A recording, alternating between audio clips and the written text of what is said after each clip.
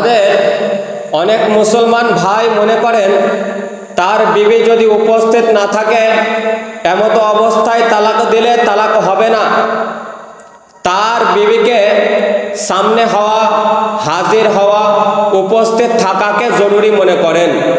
তো আমি বলতে চাই, তার বিবি যদি উপস্থিত না থাকে আর স্বামী যদি তালাক দিয়ে দেয় তাহলে কি তালাক হবে কি হবে না?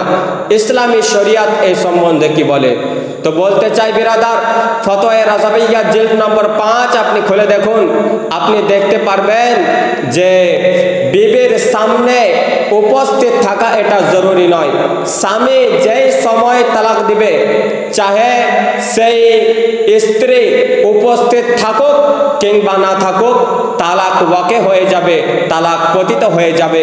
তাই আমি প্রত্যেকটি মুসলমানকে বলবো, আপনারা তালাককে কঠিন করুন এবং আপনারা বিবাহকে সোজা করুন, সহজ করুন।